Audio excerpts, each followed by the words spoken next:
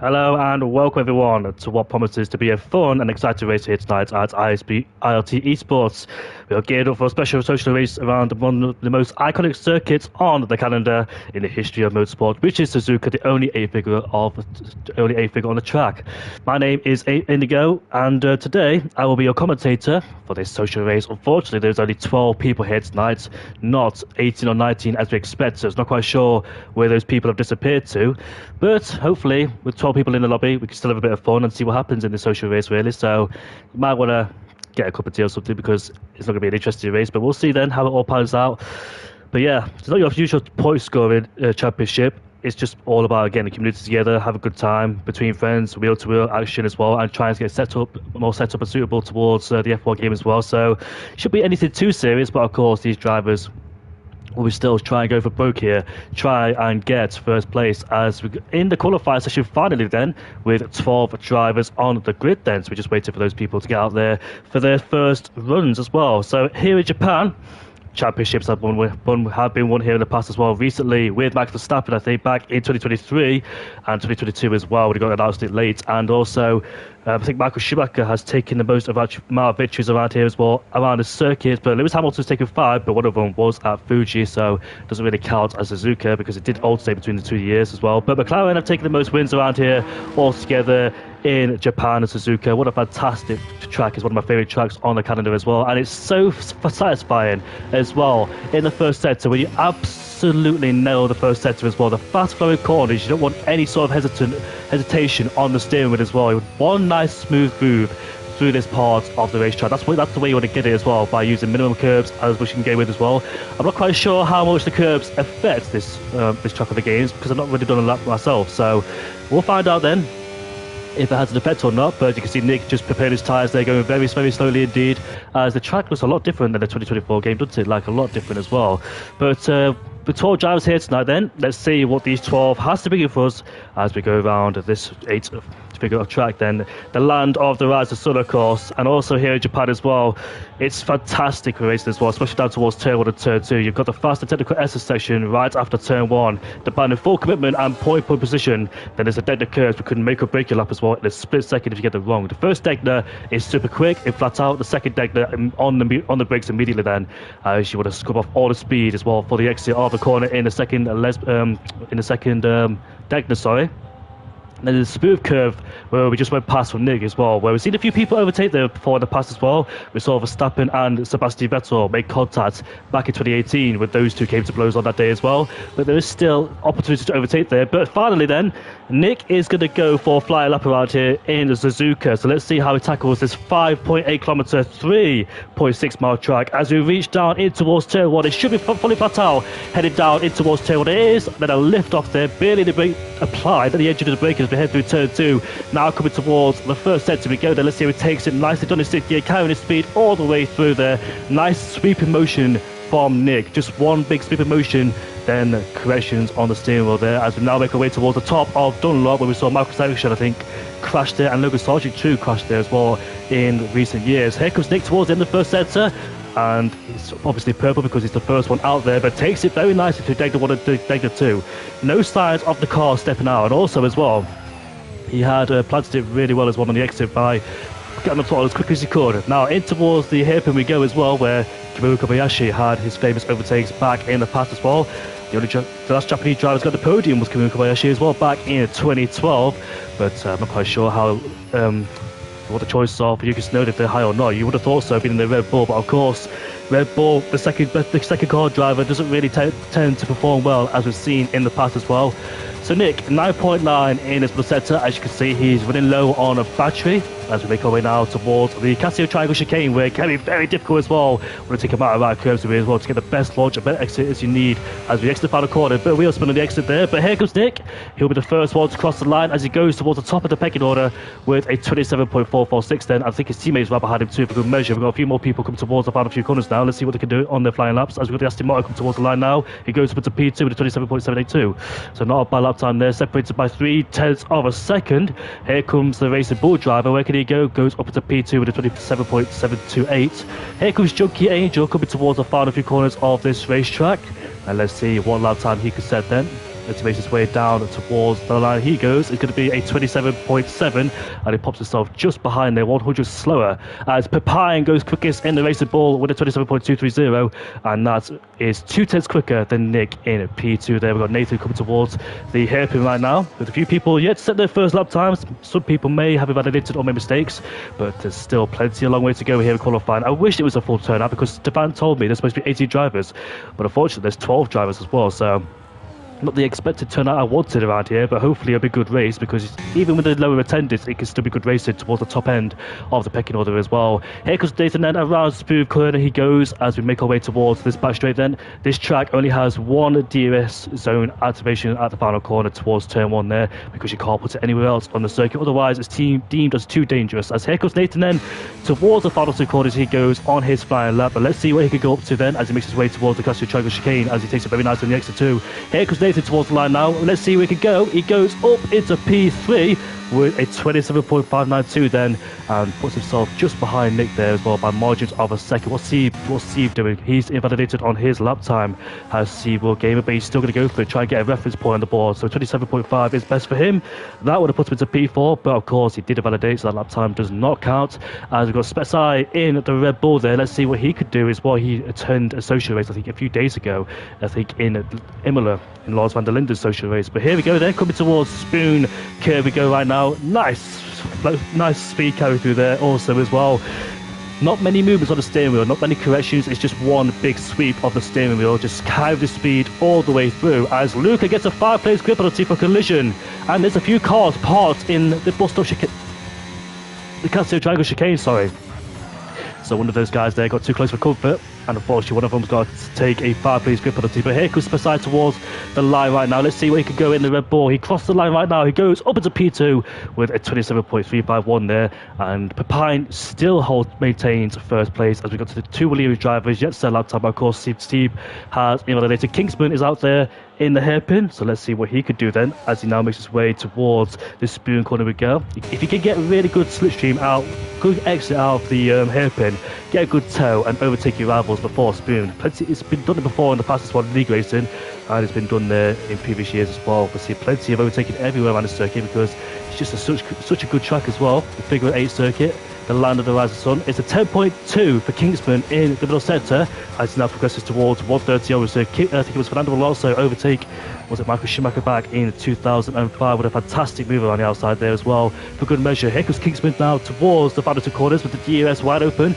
Let's see where he can pop that Williams. He goes up into P10, and unfortunately for him that lap time is not where he needed to be up to his standards.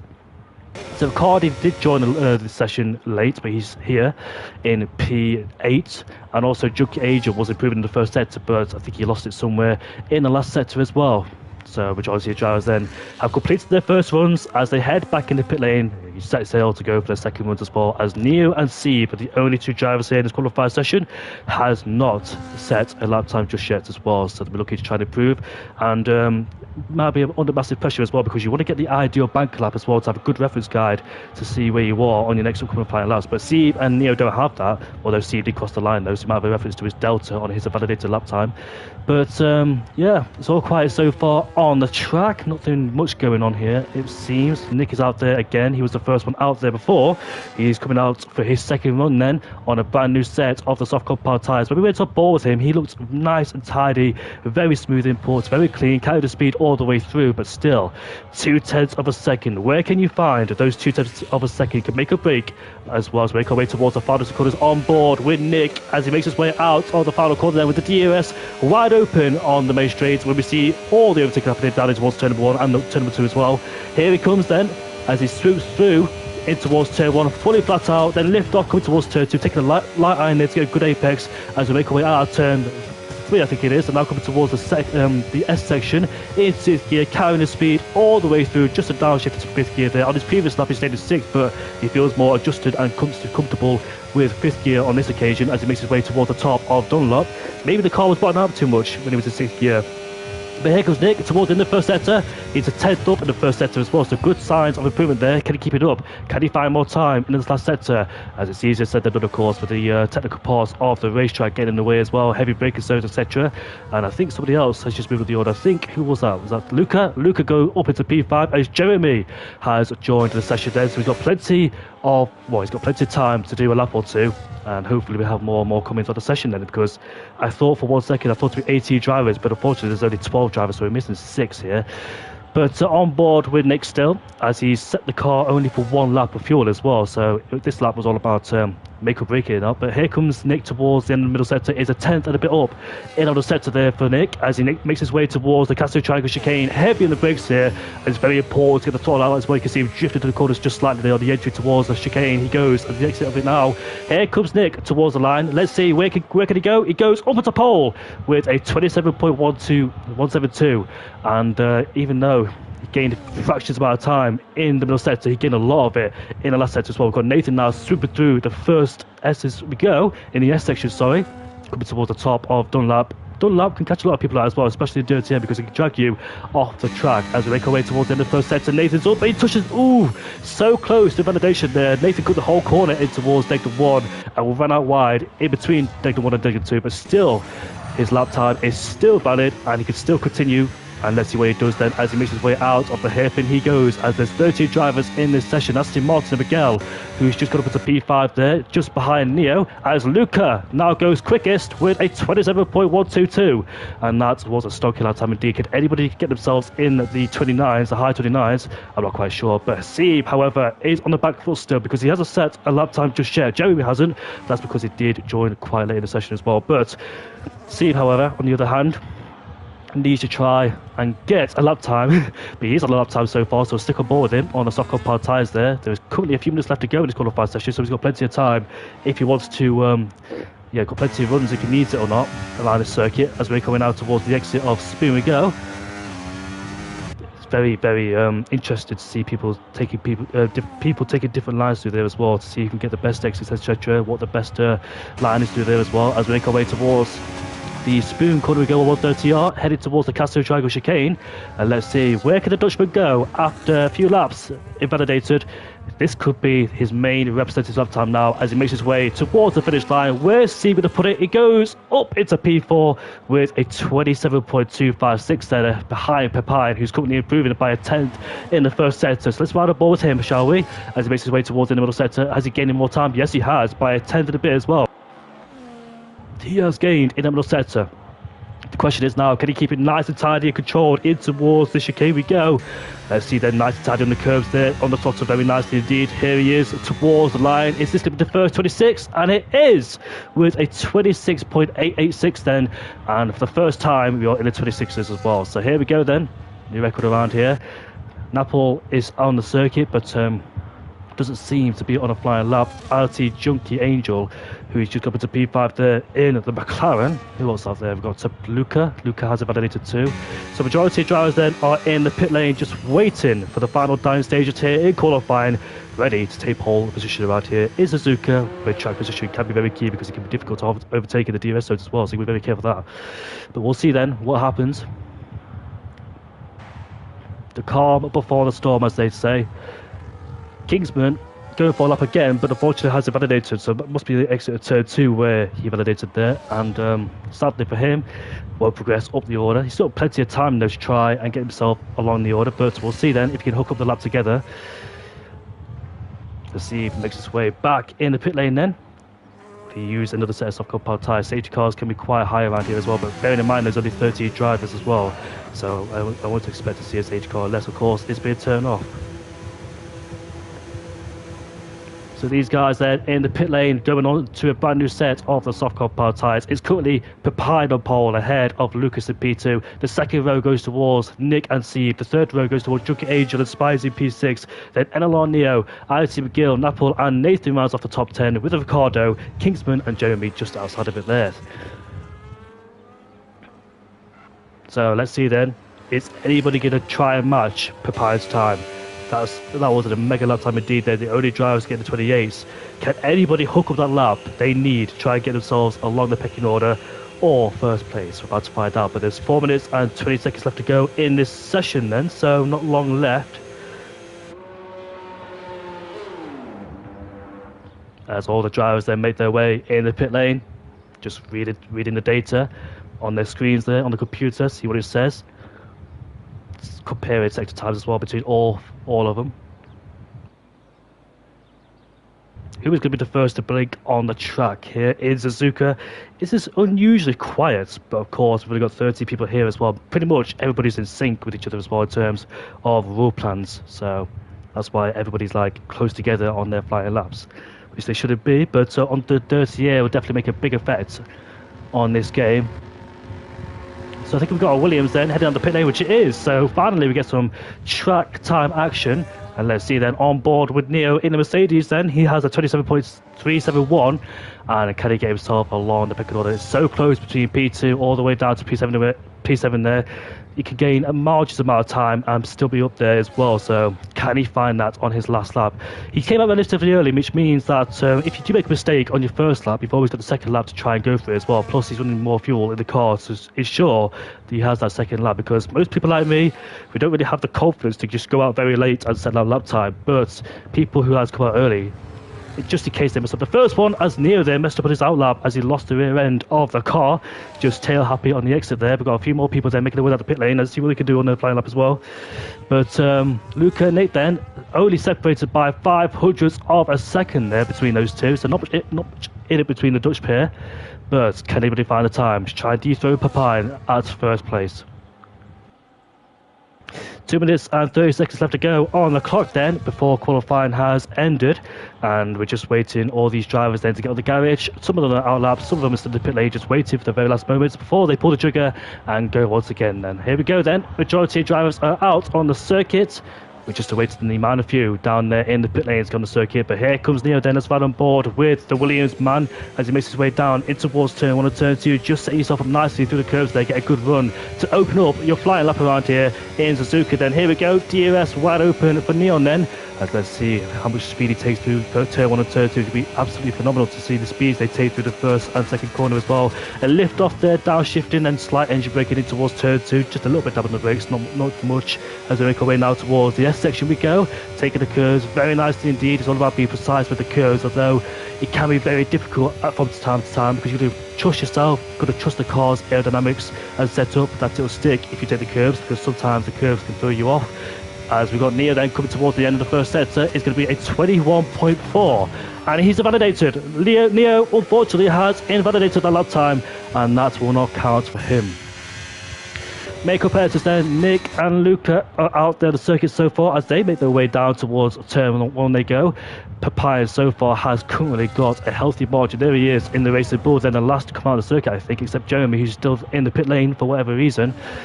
But who was on a flying lap before went over to check somebody else? I think it was Napol. Yeah, Napol is currently on a flying lap as Luca has retired. That's in the first sector. Luca has crashed in the first sector in the S section, and unfortunately he is out of qualifying then, and his best hope for P2 down was defending those guys behind can improve and find an extra lap time. Not much separated between P2 and P3, but we'll see then. Luca, we watching the sound nice to think that nobody pushes him down the order, etc.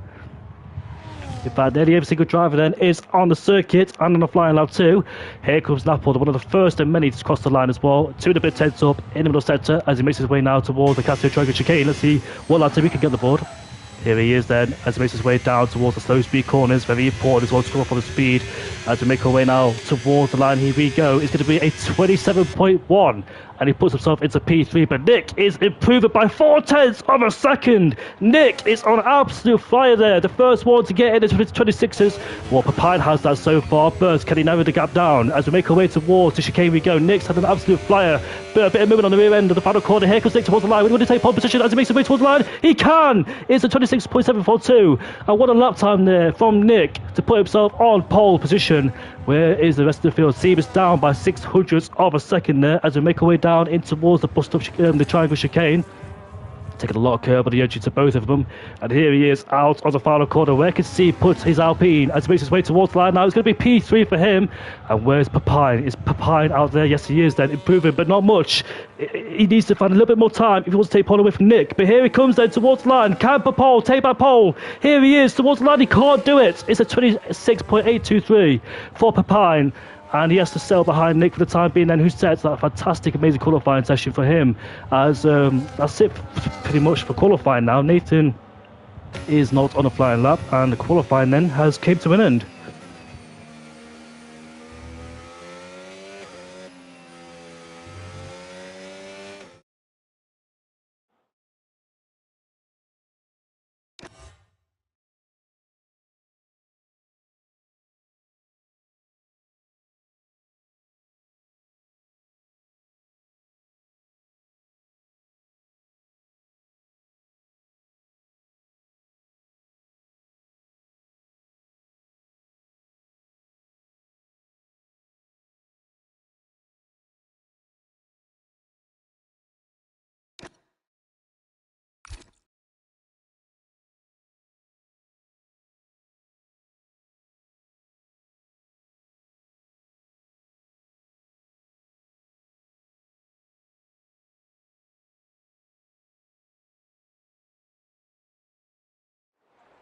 Finally, we can get some racing done around here in Japan.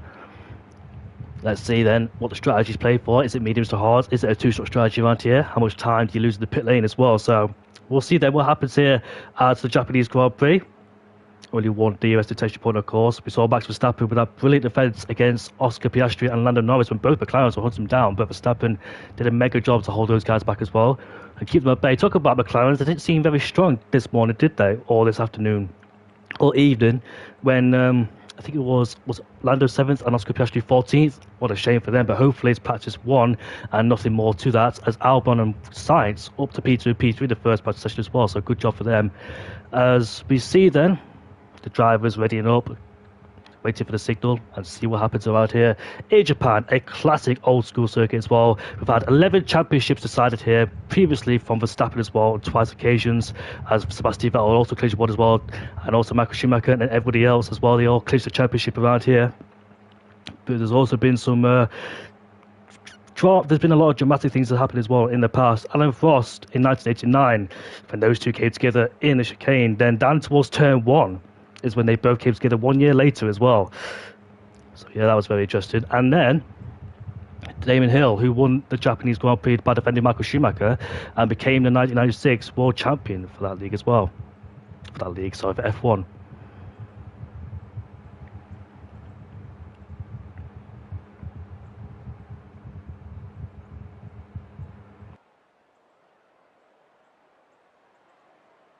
I have no idea what we're waiting for, but hopefully we can get ready up and sorted once we get all up to speed. I'll have a quick look to see what happened in the IRT chat.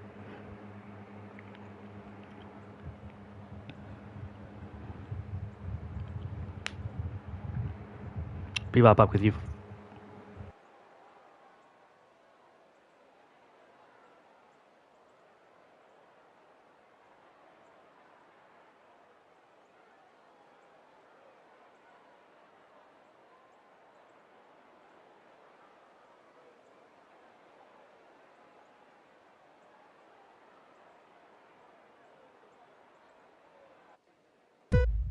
No formation lap, so we're going to get straight into the race then, and let's see what happens going down in towards turn 1. The lights are underway for the social race here in IRT, and so far it looks like Nick's got a much better start. But here comes Papine on the inside. He's only overtaking before turn before we go. As we barrel roll into towards the first corner, we've got a few people there side by side between the Red Bull and the Ferrari as he tries to go all the way around the outside, but can't have the grip around there.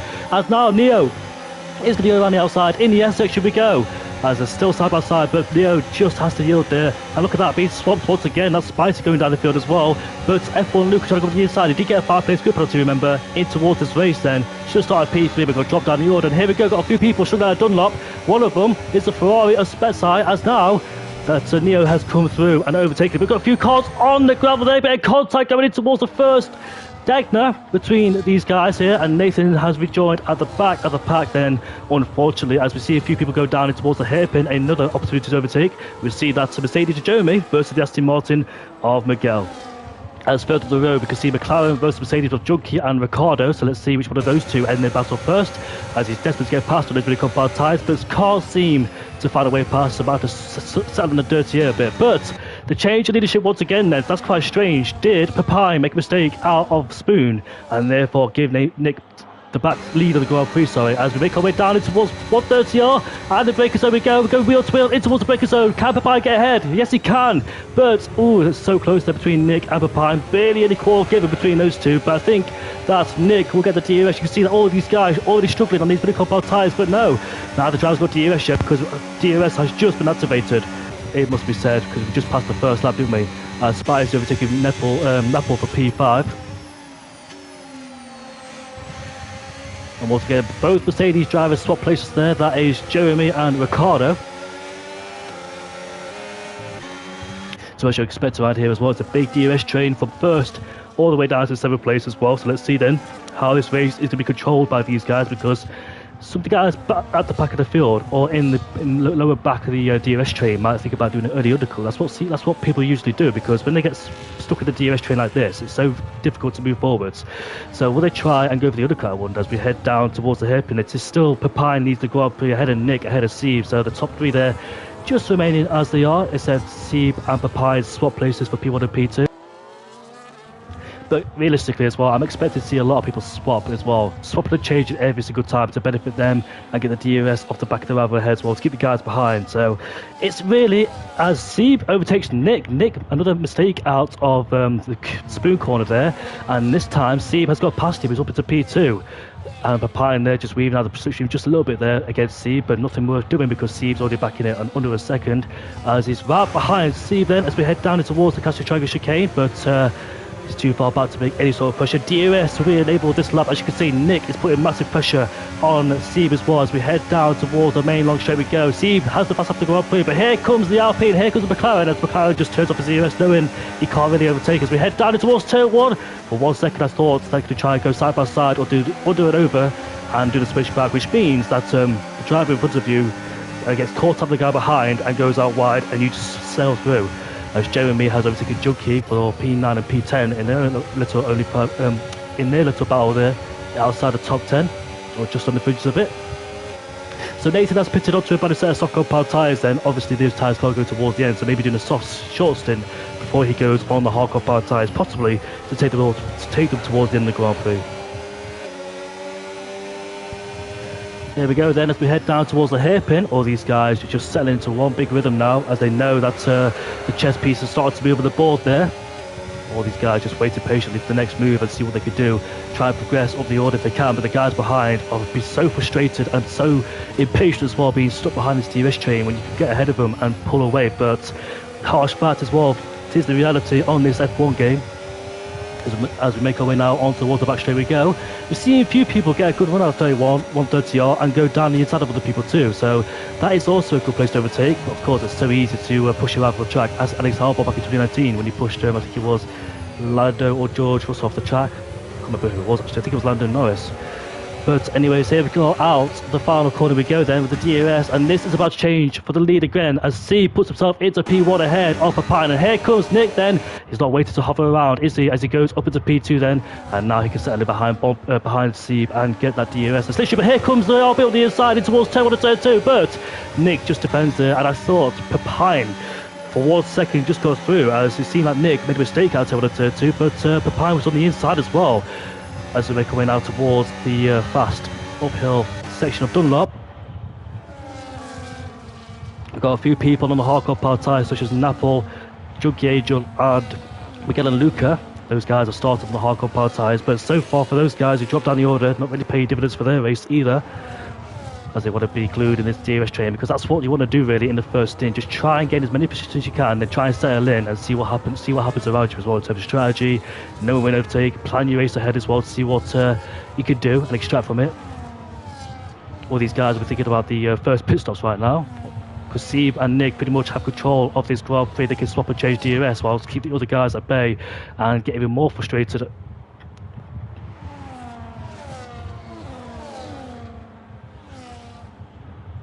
Look at that, Steve 610's quick in the middle sector as well, so maybe use a bit of battery. We could maybe try and break out the EOS and DOS of Nick as we head down towards the Castle Triangle chicane we go.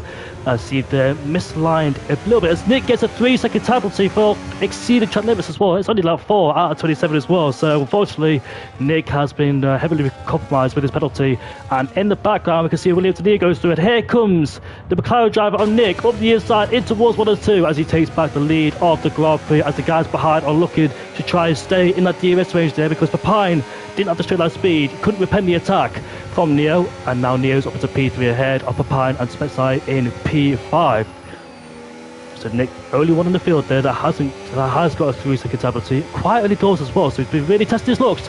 And Nathan has retired, and a safety car has been deployed. A safety car has been thrown into the mix there. But is it worth putting now to go on the hardcore power tires, take them towards the end? I'm not quite sure, but we're about to find out what these guys are gonna do. Good for the medium runners, I suppose, but for the hard runners, not so much.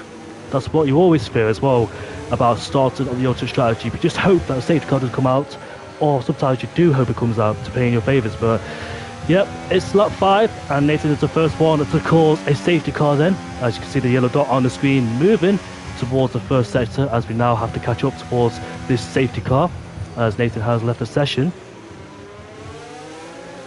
What was that annoying delta where you're in the plus for such a long time, all of a sudden it gets down to negative, where you have to slam on the brakes as well. So many people have been caught up by that as well. It's absolutely sweating in my room, absolutely boiling here.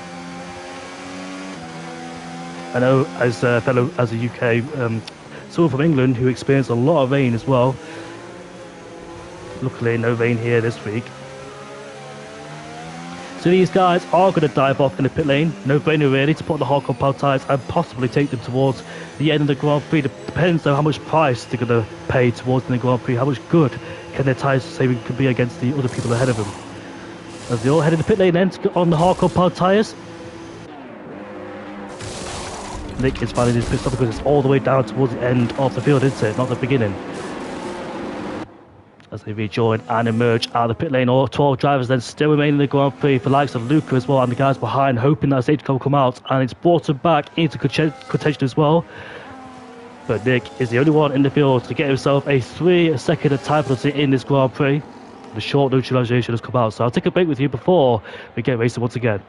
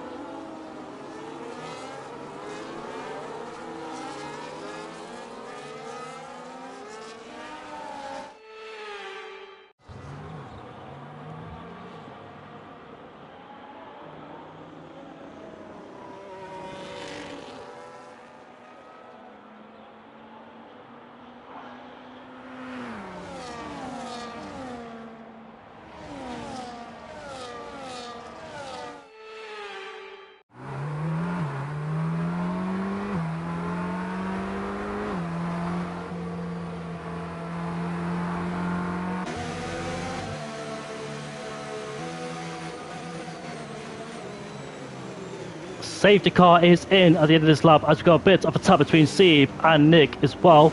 But that safety car, broadcast or immersive, whatever it was, has been enabled, which should be disabled. Here we go, they're racing once more as you see these drivers get massive wheel spin on the new hard compound tyres as we head down towards the main straight we go. We've got Neo right behind Steve as we go side by side out of the first few corners we go, but the Alpine just stays ahead for the time being. They use a bit more battery than the Williams driver behind as Kingsman gets himself up into P7 ahead of Jeremy. Those guys on the middle compound tyres as well, so they'll be looking to try and get as most grip out of them as much as they can, get as much overtaking done, because for sure that'll be a definite two-stroke strategy. That's a long way to go on the middle compound tyres for those people that pit up mediums, but they essentially had no choice, did they, really? Let's go side by side in the Dunlop. Oh, there's a spinner, and he saves the car. Junkie survives to live to survive for another day. That's the quote. There we go, as Spanish said it. But he's been detached from this DRS train. I wonder how quickly he can catch up towards the back of this pack, because those guys in front will be getting off dirty air, whilst Junkie has got a little bit of clean air to kind of contend with himself with. But the pack is not too far behind as he goes up for a lock up in the hairpin we go. But Sieb there's got Nick's got an 8/10 advantage over Sieb in P1 there, so looking very good so far despite that 3-second penalty. But of course, picking up penalties in the early stages of Grand Prix never goes well whatsoever, and there's still plenty of opportunities where people could pick up a penalty. Depends though how good their wits are as well, how they're able to adapt to a car in such situations. It's a big DRS train going from first all the way down to 10th as we make our way down towards the Casio Triangle chicane then, with on board with Nick. So the medium runners are P7 and P8 there, not really much progress for them other than they scrapped amongst themselves on the first lap. But you really think that on the mini compound tyres they have a chance to try and get those guys. I know it's the DRS train in front of us. It's so difficult when you do the DRS train. There's essentially no difference between the softs and the mediums or the hard compound tyres. No matter what alternate strategy you use, you can't seem to work at the DRS unless you have a mighty first lap. I'll start on pole as we got Miguel ahead of Luca. So these guys on the hard compound tyres can go towards the end of the Grand Prix, but of course those hard compound tyres might be a bit worn towards the end. The tyre wear shouldn't be too bad around here in Japan, but you never know, because I think the left front tyre takes a lot of battering as well, and punishing, and all the tyres do really in the first sector. They take a lot of beating. Oh, somebody spun down the order. It's Papine! Papine has spun down the order, and there he is. Oh, what a shame there. What on earth happened to him? He's retired on the track, so that's never a good sign, but it is a social race. So we're down to 11 people. It is a social race then, so nobody really matters. Nobody really cares that much either, to be honest. As we make our way now towards the spoon curve we go. Carrying such great speeds there as well. Trying to make sure you hit it with precision and accuracy, because it's so easy to try and hit the curb as well on the outside, or touch the dip a wheel in the grass more like as well. We've seen a few people hit the grass, sorry. So here we go then towards the final two corners of this racetrack again. I don't think DRS is enabled just yet, as Kingsman gets himself a 3-second penalty in this Grand Prix. But here we go, the DRS enabled on the next lap. It is actually enabled on this lap as well, so my bad about that one. But here we go then, the DRS should be able to get Steve closer towards Nick as well. Try and plan for a last lap overtake, because he can use Nick as a DRS behind to keep the rest of the guys behind as well. So Steve is pretty much in control of this Grand Prix. Make sure he doesn't be overtaken by Neil behind, and try and stay in front of Nick as much as he can as well, to try and use him as a blockade, as a DRS defense tactic as well, to try and stop the guys behind closing in. 17 laps left to go in this Grand Prix still. A long way. But the mini compound tyre runners then haven't really progressed much further on their stint, but we know those mini compound tyres will be absolutely worn out as well. Napoli picks himself a 3-second penalty for extending limits as well on the exit of the first Degma. As somebody dropped down the orders, it is Luca. Luca unfortunately has spun once again in the same place. In fact, that was Papine who spun, not Luca. But yeah, both racing bulls drivers not having a good time around here in Suzuka whatsoever, as they fallen down the top 10. So is Luca, and Papine as well lost a lot of places due to that spin in the second Degna. No DRS, of course, on the straight, obviously because of safety reasons and all that, because it's always nice to see an overtake down in towards the hairpin. We've seen plenty of times as well, back in 2005 between Alonso and Schumacher as well, as we got these guys making their way towards the final two corners, where plenty of history as well happened in the past with Alan Prost and 80 Senna as well, as they crashed down there in towards 1999 in the chicane. Then 1 year later they crashed again in the first corner. But here comes Nappy now, puts himself into P4 ahead of Spidey, who has left the session unfortunately, so he's gone out of this Grand Prix. Lucas left as well, so we're down towards 9 people. Everybody's leaving actually, not quite sure what is going on. Maybe Spidey just liked out the session, but unfortunately Zaya is dropping down the order, as Junkie Angel has got himself a bit of end plate damage there on the right front. So he's going to withstand that. He has probably has to make another pit stop because of the mini compound tyres, but can he make them go towards the end? I've seen miracles happen before in league races where people can take mini compound tyres a mighty distance, even under massive pressure at good pace as well. As Junkie Angel gets himself a penalty in the race. As now we exit, here we go. I bet Neo must be so frustrated in P3, seeing the guys ahead just using for the DRS, and Neo just sitting back, waiting for the right time as well to try and pounce on Steve and Nick, as we've got a few cars there swapping places, but of course, that is the Red Bull driver who has left the session, unfortunately. Hopefully get back in.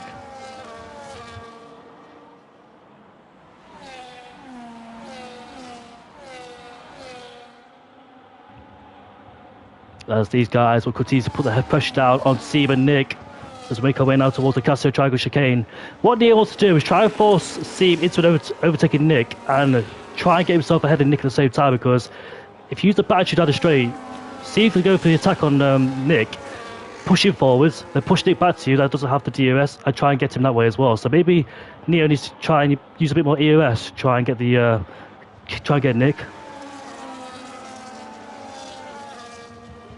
As Ricardo and Junkie then swap places once again as he goes up into P7 down towards turn 1 and turn 2 we go. But I wonder those guys on the mini compound tyres, can they make them to go towards the end? It is going to be a tall order, a massive ask as well. Those tyres will drop off the cliff if they don't pit once again. But unfortunately, safety cars don't always benefit your race. It can make or break someone's race, and in this case, it's broken the people that started the hard compound tyres, go for that long stint, but got neutralised straight away after a few yellow flags out there as well.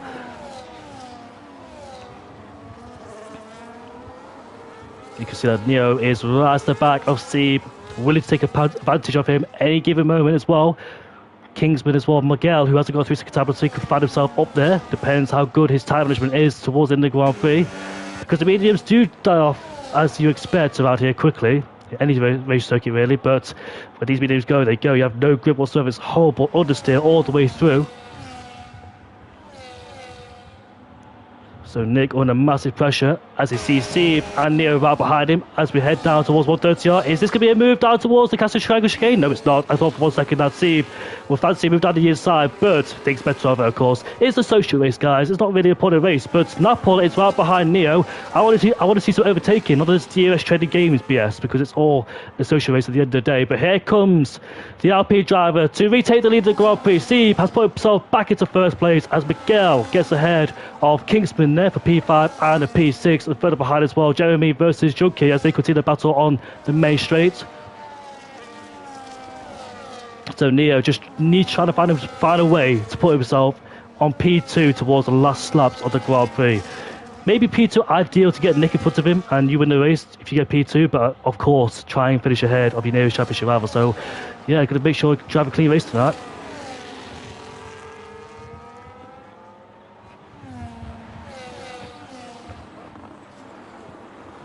Lap 17 out of 27, then we're almost halfway in towards the Grand Prix, just on that boiling point, and the safety car came out as well to try interrupt things and completely change the strategy of some people's races. Some people going for the hard compound tyres, some people in the mediums, they went for the softs there, but we're just wondering that the mini compound tyres might take a bit of battering towards the Grand Prix as well. So I wonder how long those guys could try and extend their life on the mini compound tyres, because pitting surely is not an option because it's just too far back to make a pit stop and try and get the gap down. So might as well just eke it out from here on in and see what they could do. But it's still Steve leads ahead of Nick and Neo P3. Papine was in this battle, but unfortunately he retired early doors in the Grand Prix as well after sustaining problems at the same place in towards the Degner 2 corner, as we got Neo right behind Nick then, as Nick struggles to get DRS range of Steve, so Steve pulled away a little bit there on the straight as we head down towards turn 1. Did Nick get the DRS wide open? Not quite sure, not because he had the Alpine of the Williams and Neo all over the back of him at one point, but just defended there against the Alpine driver. That DRS though was so important for Nick because he almost dropped out a second of it. Then all of a sudden the DRS helped him to get himself back inside that lucrative 1 second there to get the rear flap open in your rear wing. As we flick our way now towards the... Oh, somebody got the track, it's Steve! Steve's off the track again for the second time! Can he get back on without losing the car? He can! But he's dropped all the way down into P4. He's still in this DRS train. So not to give up yet for Steve Game of 2 of them have got a penalty in the Grand Prix as well. So Steve a bit too ambitious in the first part of the Degners, went out wide and picked up gravel and did the same thing in the second part as well, and he dropped into P4. Could have ended a lot worse, could have gone in the barriers or beached, but luckily for him, he just kept out of the walls and still go for him.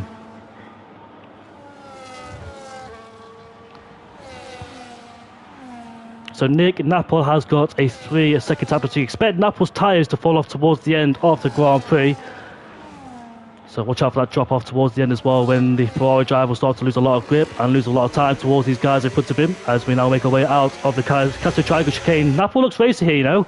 Will he try to take on Neo and Nick as the DRS is wide open? And let's see if there's going to be any changes on the main straight. And here comes Neo on Nick as we head down in towards turn 1. And that's a simple DRS overtake there with no problems whatsoever as he swoops to the corner in high speed before we get our way towards the next section, where the real fun begins, because it's just so fast as well. It's going to be very precise and accurate on high attack this track. Not like that from Nick there, as he went a bit more wide and almost lost at the curb there, as he had massive counter steer to try and stop that happening. As we go up towards Dunlop now, a flat out left-hander, even in the race job as well, and heavy fuel on all tyres. But this is where C went off the last lap in towards 5th gear, downshifted towards a 4th gear, I think, on the exit. So very nice there from Nick as well. I like to watch esports drivers, the way they take the lines and the brake as well, because it gives a lot of information away to see how they're doing it as well, put the telemetry up. But Neo then hasn't got a penalty. His nearest competitor is Sieb down in P4, but the problem is for Sieb though, he's got 2 people in front of him that has DRS and also penalties as well. So what's Sieb going to do? Try and get the race win away from Neo. Maybe that's the turning point of the Grand Prix, where Neo has got the race victory in his hands surely tonight as well. Sieb still in that DRS fight from P1 to P4, so not over yet, with the Ferrari being the outlier in the way in P3. But his midi-compound tyres there will start to give the ghost. The peak performance of those midi-compound tyres will start to go off as the Alpine Kingsman in the background trying to catch up. There he is. Well, that's the Williams, sorry. That was the Alpine Kingsman trying to catch up in the background, that's what I meant to say. But here we go then. Napol used the battery and the DRS. Here he comes on the main straight as Nick tried to stay in second place, which he does do, defending against Napol, not being forced into an overtake either to get ahead of Neo. But of course, it's the tricks and the DRS trains as well, like you always see on any race circuit where somebody lets somebody through to get the DRS on the next straight or whatever. But yeah, it looks like Nick had a bit more battery than he would have wanted to try and stay ahead of Napol. His best choices now for him are getting P3, I think, being the highest person with a penalty in the top 3, because the rest of the guys are 2 more behind. You can see the gravel traps as well, the gravel marks that have been skidded across the racetrack as well, indicates that a lot of people made mistakes there and spun off. That was coming to a corner where Daniel Kibbe spun off as well and crashed in 2015. I think it was in qualifying.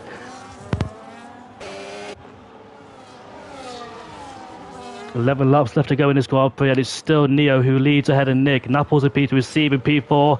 Of course, Sieb does not have a penalty, so his biggest target is Neo, but the problem is there's just 2 drivers in front of him that he needs to dispatch as quick as he can, so he doesn't lose. Well, he's not losing time there, but he's just stuck there for the time being then, is Sieb. But he's hoping that the drop-off from Nappy's tyres will be significant and large, and therefore he has the grip to get past him once that crossover does start happening.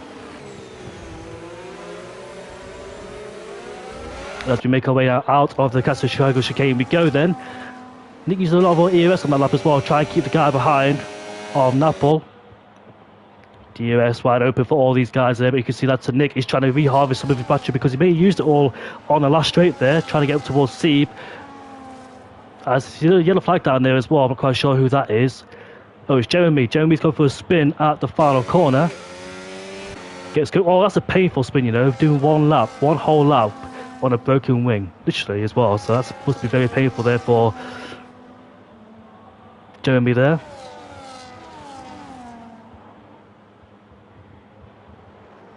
So still an entertaining battle between all these guys with P1 down to P4. The gap's huge, way behind. Got nothing to worry about.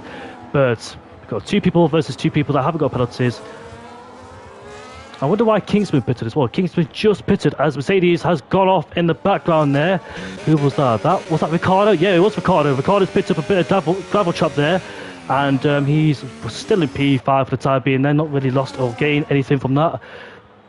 But Jeremy's opted to go for a new hardcore bar tyre. Oh, somebody spun again as Jeremy. I would say Kingsman has gone for a new hardcore bar tyre, which is quite surprising. So this has been a 2-stroke strategy there for Kingsman. Yeah, medium hard, so he had to do the he had to go on a set of hardcore power tyres to take them towards the end as well. So that's a 2-stop, of course, under a safety car, where the early safety car came out and jumbled the strategy around as well. As you can see, Miguel rides the back on his medium power tyres as these guys are pitting. Wow, so these guys are pitting But of course you expect that because Napoleon's on the medical bar tyres, but Ricardo is pitted as well. Nick's in the pit lane, so that's quite intriguing.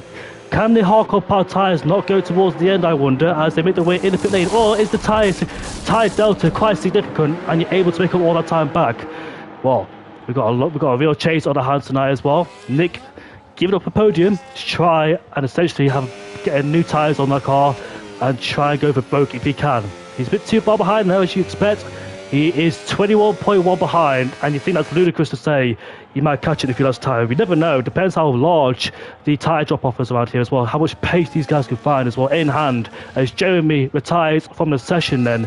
So Nick on mediums, Napoli on medium compound tyres, but let's see Nick's strategy. Yeah, medium, hard, medium, so I'm not quite sure why Nick came in the pit lane, but obviously hindsight's a wonderful thing, so we'll see if it does work in hindsight or not, but in the moment, not really, because he's quite far behind for the time being, and his closest competitor is about 5 seconds away, which is Ricardo up there in P3, but Neo is dropping Steve from his DRS there, so you can see the gap is 1 second between those two, as Steve is just struggling to keep in contention off Neo there. Neo doing his absolute best trying to break Steve out of this DRS range, but can't to be so far. He will have DRS on the straight, we'll see. So just needs to try and remain in a second if he wants any chance of winning the Grand Prix to see around here in Japan. But he's outside the 1 second range of DRS, but he does have DRS on the straight to see, so able to get it back forwards, but just lost a bit of pace somewhere has the Alpine driver.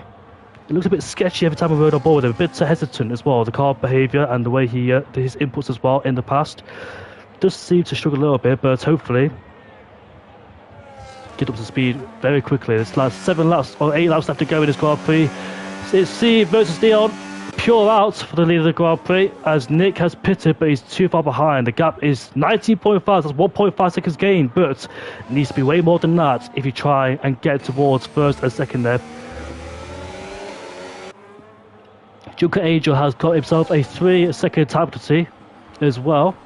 So Miguel, Spicy and Seb and Neo, the only ones in this race not to pick up a 3-second time penalty just yet, but anything could change as IRT Junkie has gone off the track at turn number 3 there, but rejoins on safely, so no need for a safety car to intervene. But it's just down to these two now to decide who is going to win the Grand Prix. Is it Seb or is it Neo? Two strong drivers, of course, as well. Both of them showing some fantastic consistency as well in terms of not picking up any penalties in this Grand Prix. Got to keep it nice and tidy in the last 7 laps of this race as well between these two. But it's all about who's going to be last as well, who's going to be first as well onto that DRS straight on the last few laps of the Grand Prix, because I don't want to be. But sometimes you've got to play the sacrificial lamb. As now here comes Seb up into P1 and retakes the lead of the Grand Prix. There is 7 laps left to go in the Grand Prix. I don't see Nick catching up to these guys. The gap is 17.1. That's about 4 seconds in about 2 laps there, so he's rapidly gaining. But will that be enough to try and hunt down the rest of the guys? Nick has set the fast lap of the Grand Prix. He's quite far behind now in comparison to where he is and where these guys up the road, and also got to overtake Ricardo as well for good measure. I don't know why Nick has chosen to go for another set of the mini compound tyres. Maybe just for fun, because it is a social race at the end of the day. Nothing to really get any benefit from it or gain from it. Just a little social race that brings people together. But it's supposed to be 18 people, but unfortunately I got 13 instead.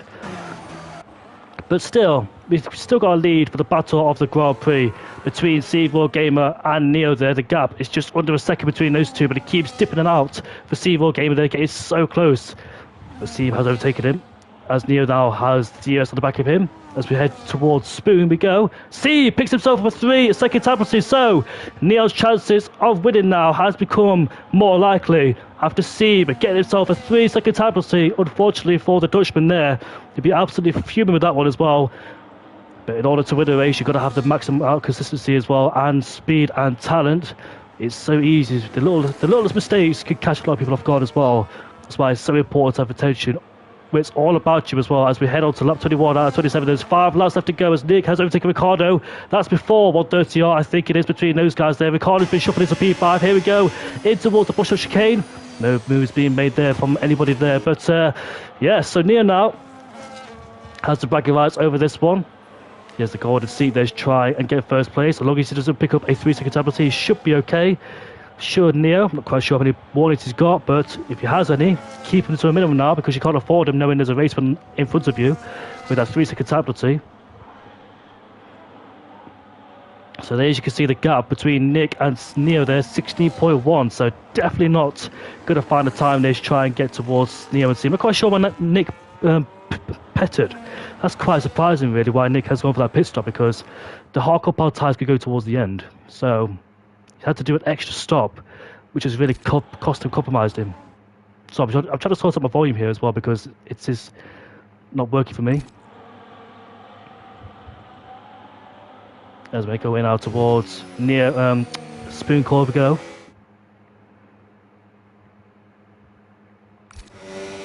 As we head down towards the back straight once again between these guys.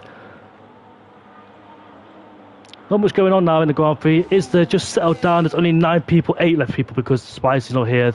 He has left the session area. So only 8 people in this Grand Prix. I was expecting the social race to be more, but oh well, gonna deal with what we got now, and hopefully the IRT social race will be more organised, a lot better. I'm pretty sure it was organised anyway, but a bit of miscommunication across the board there between the different sides of PlayStation and PC.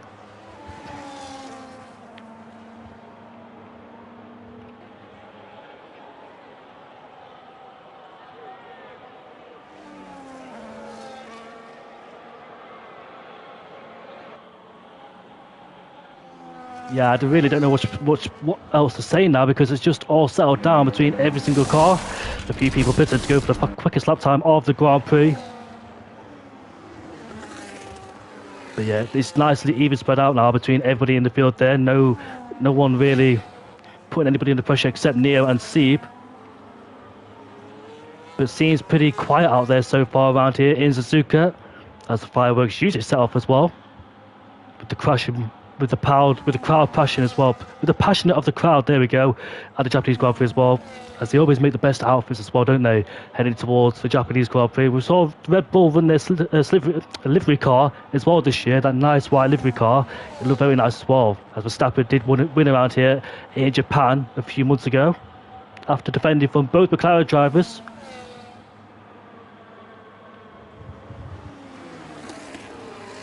As we make our way towards the chicane once again, then Neo's not going to go for any sort of crazy move. He knows that Seeb's got a 360 type, so he's going to buy this time and wait possibly for the final lap of the Grand Prix, and therefore strike against Seeb Raw Gamer. Seeb just hoping that the guy behind him, Neo, picks up a penalty. That's what he's hoping so far in his Grand Prix. Any chance to win it for him? I'll get to Sliver, and Sliver, unfortunately for Seeb, he's just hoping the guy behind puts himself under so much pressure and therefore makes a mistake. But Neo is not making any mistakes as Nick has been overtaken by Napol, and that's bad news for him, because of course he's on the mini compound tyres. There is Nick, although Napol's on the mini compound tyres, well, he fits at the same time as Nick. But it's understandable why the other guys went to another pit stop, because they had to, because they stopped the hard compound tyres. But for Nick's sake, he already used to have 2 compounds by then, so I'm not quite sure why he's pitted now. He's getting a lot of time in the last few laps, but it won't be enough to try and close in on the top 2 there. So it's down to these 2 to decide who win the Grand Prix. But of course, Neo has the best seat in the house in terms of not picking up any sort of infringement against the stewards, which is very good news to hear as well, because it's very easy to go out wide at the exit of some corners and maybe dip your wheel on the gravel, just clip the apex too much and spin around. You've got all sorts of factors around here in Japan.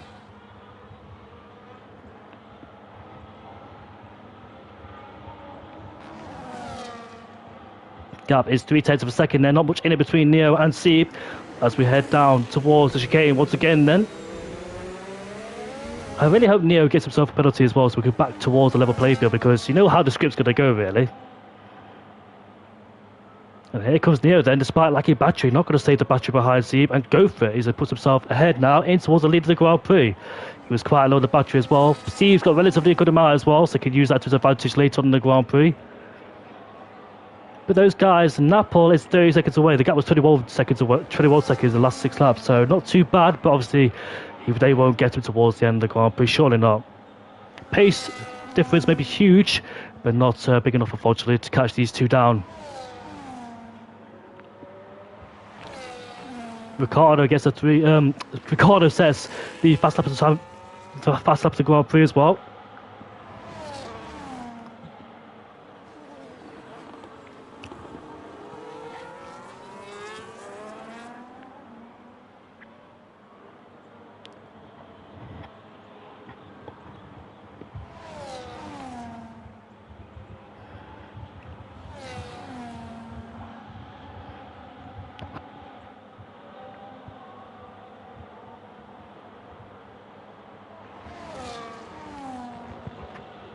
not much going on in this Grand Prix, is there?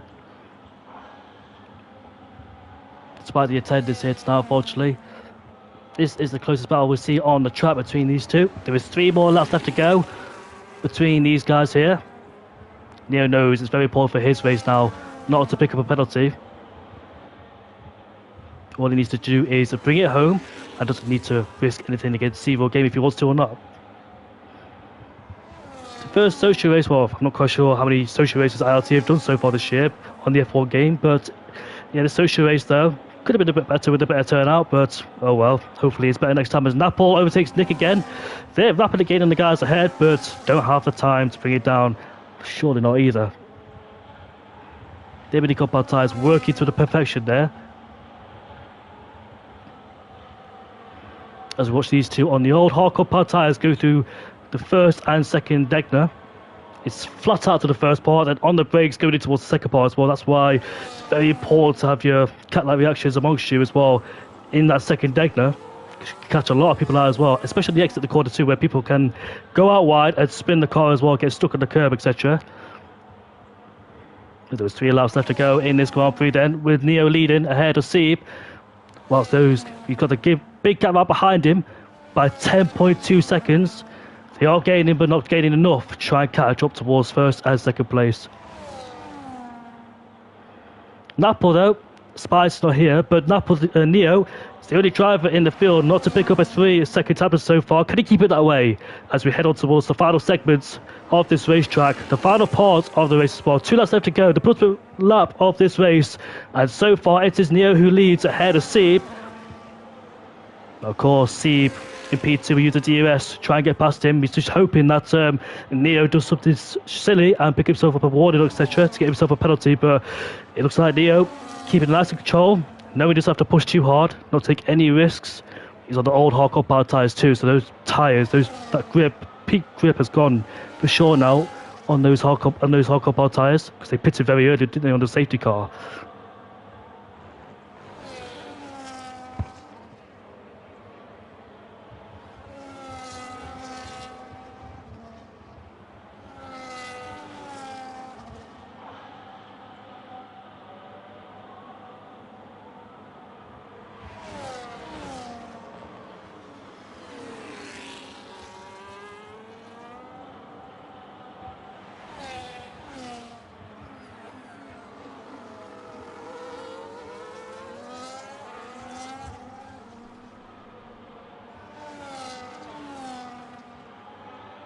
Just waiting for the last lap of the Grand Prix now, seeing there's not much action going on in between us. Although his Nick is actually fighting for P3 on the track against Napol.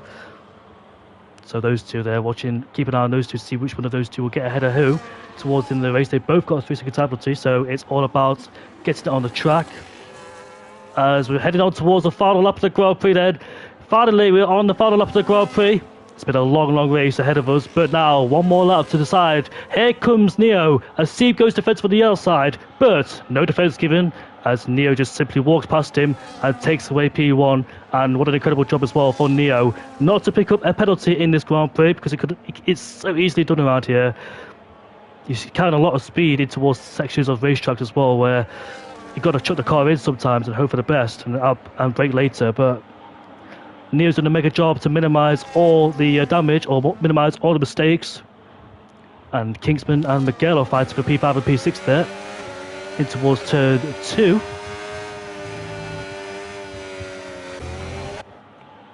We just exit the first sector there between Neo and Sieb, heading towards the middle sector.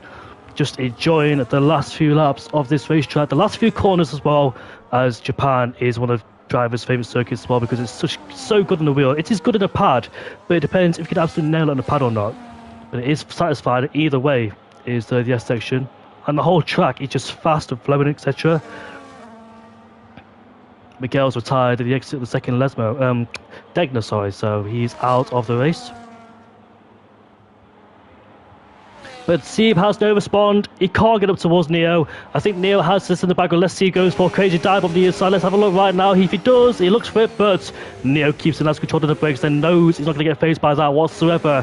But here he is as he crawls out of the final two corners. Here comes Neo to win the social race here at the Japanese Grand Prix. Sieb finishes in P2. We've got Nick on the mini compound tyres, hanging on for dear life against the Ferrari as they cross the line. Nick finishes in P3, just ahead of Napple there as well, but Napple did get himself a 6-second penalty as Kingsman will finish across in 6th place there, ahead of Ricardo, Junkie, and Spicer, who left the session early doors in the race. But that is the social race done for tonight's entertainment. Hopefully, I was hoping for a better turnout, but let's see then in the next social race if there is or not.